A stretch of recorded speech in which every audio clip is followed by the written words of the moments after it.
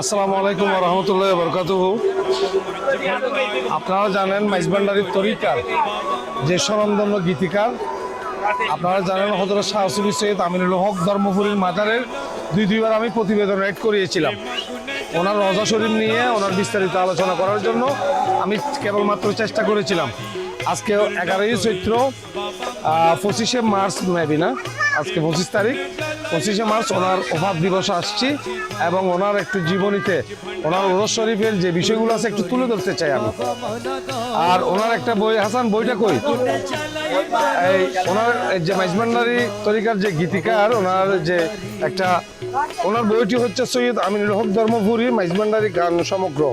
এই কালামটি ওনারা একের পর এক সংকলিত করে যাচ্ছেন এবং ওনার একজন মেয়ে, 3 কন্যা, এক সন্তানটা জীবিত নাই এবং সম্পাদক শাহজাদি সৈয়দা রাজিয়া সুলতানা, অর্থাৎ একজন আউলিয়ার ঘরে একজন পুত্র এবং 3 কন্যা। এই 3 কন্যার সাথে আপনাদেরকে একটু ইন্ট্রোডিউস করাবো আমি। ইনি হচ্ছেন আমিনুল হক ধর্মপুরী, যিনি খলিফায়ে গৌসুল আজম হযরত শাহ সুফি সৈয়দ গোলামুর রহমান মাইজভান্ডারি কিবলা কাবা বাওয়ান্নারী নামে আখ্যায়িত। ওই দরবারের ফুল, যিনি খাদি মঞ্জিলের ওহাব মিয়ার মুরিদ ছিলেন। উনি ওহাব মিয়া তৎসময়ে উনি বাওয়ান্নারীকে হস্তান্তর করেছিলেন। ওনার রওজা শরীফের যে ভূমিকা আজকে মাইজভান্ডারির তরিকার যে কালামগুলো আমরা পাঠদান করি, সেই কালামের সেই কালামগুলো আমি একটু আপনাদেরকে দ্বারা দিব। ওনার যে একমাত্র সন্তান, সে হচ্ছে সৈয়দ মোহাম্মদ নাজিম উদ্দিন। উনি ওনাকে নাতি ডাকতো আমার আব্বা। বলছে, নাতি তোমার কি হয়েছে, তোমার মুখ অন্ধকার কেন? তা বাবা কথাই বলতেছে, না না না আমার কিছু হয় না। বলছে, তোমার নাকি কিছু হয়েছে, তুমি আমাকে বলো। বলে, না না এই ব্যাপার। এই কথা শুনে এসে গুরি সাহেব নাকি একটা কাগজ লিখে দিয়েছিল আব্বাকে, মানে তোমাকে যারা জামাত করতে দিবে না, দিবে না, ওই মসজিদের ইমামকে এই কাগজটা দেখাবা। এটা পকেটে নিচে আব্বা দরবারে গিয়ে জিয়ারত করাইছে। জিয়ারত করে আসার পরে এখানে বলছে নাকি মসজিদে যাওয়ার জন্য গেছে। যাওয়ার পরে ইমাম সাহেবও বলছে, আপনাকে একটা কাজ করতে হবে। কি কাজ? আপনি তো ঢোল বাজাইছেন, আপনাকে তওবা করতে হবে।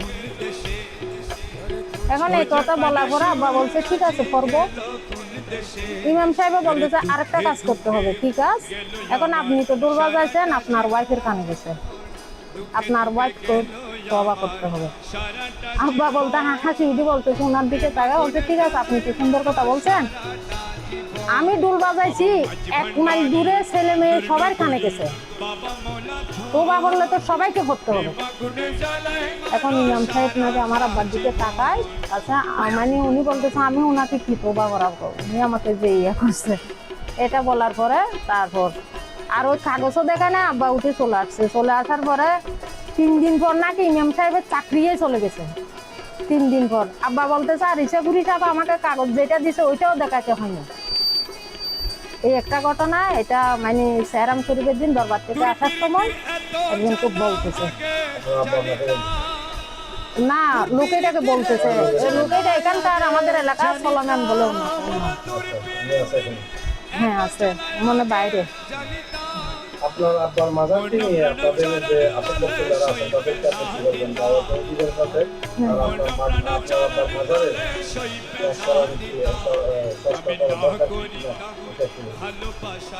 আসলে আমি আপনাদের মিডিয়ার মাধ্যমে জানাতে চাই সবাইকে, যেহেতু আমার আব্বা এখানে সবাই আসুক দেখুক। আর মাজারেরও তো অনেক কাজ কাম আছে, কিন্তু আসলে আমরা এটা পরিবার থেকে নিজেরাই ইয়া করতে পারতেছি না আর কি।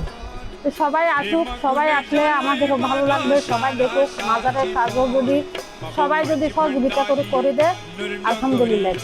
কাগুলো মাইজভান্ডারি গীতিকার এবং সুরকার যে জিনিসগুলো বই উপহার দিয়েছেন, ওনাদের আউলিয়াত্বর কারণে ওনারা যুগ যুগ ধরে এই কালের পর কাল আমাদের মাঝে বেঁচে আছেন।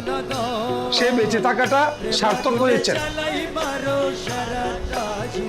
সে বেঁচে থাকাটা সার্থক হয়েছেন। ওনার এই রওজার বডি স্ট্রাকচার আমি বাহির থেকেও আপনাদেরকে দেখিয়েছিলাম, চেষ্টা করেছিলাম।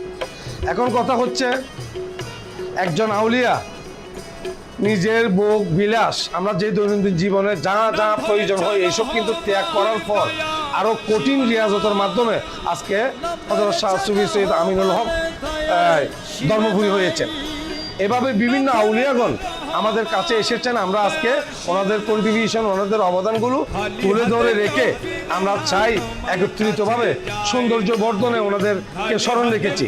আজকে সে মহান ওফাত দিবস 11 চৈত্র 25 মার্চ জাঁকজমকপূর্ণ, জানেন ঈদুল ফিতরের পঞ্চম দিনে আমরা একত্রিত হয়েছি।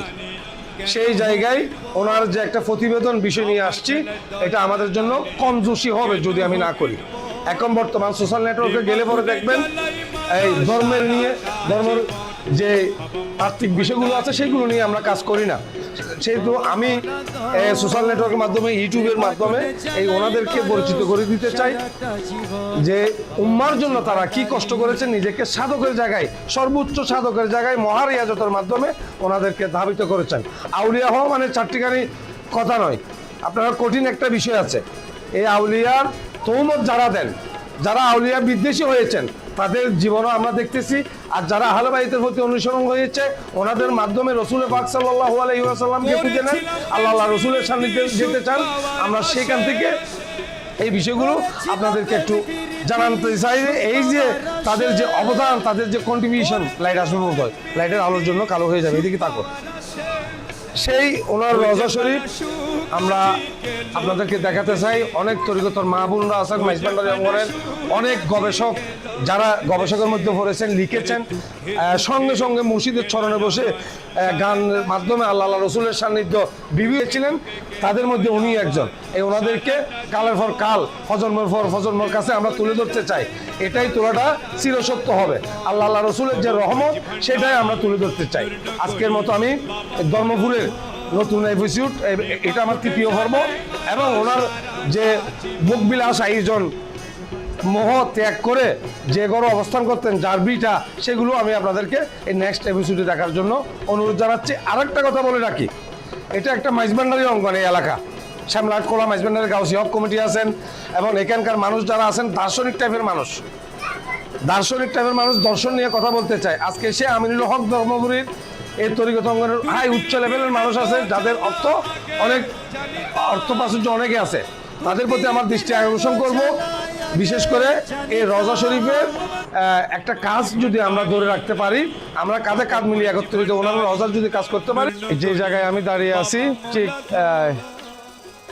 হযরত শাহ সুফি সৈয়দ আমিনুল হক ধর্মপুরী, যিনি লেখক, একাধারে সুরকার, মাইজবান্ডারি অঙ্গনের তরিকতার ভাইয়েরা তারা জানবেন। ওনার পৈতৃক বিটা এখানে যেখানে রওজা শরীফের ঠিক পূর্ব পাশে একটা পৈতৃক বিটার পুকুর আছে। পুকুর থেকে হচ্ছে কি ওনাদের বাড়ি ঘরটা, এখানে আসো। এই যে এটা হচ্ছে আমিনুল হক ধর্মপুরীর ঘর, তৎকালীন মাটির ঘর, গুদাম ঘর যাকে বলা হয়। সে ঘরে ওনার 3 কন্যা 1 সন্তান। আমি ওনার মেয়ের ব্যাপারে, মেয়ের কাছে যাবো একটু জানতে। আসো, ওনার যে ঘরের গুদাম ঘর, একাকার সময় পুরন মাটির ঘর আর কি, এগুলা ওইদিকেও ওনাদের বাড়ির এই ওনার একজন মহান এই আউলিয়া, যিনি ইনার বাপের পৈতৃক বিটা যেটা, সেটার একটা এই ঘরে উনি বড় হয়েছেন।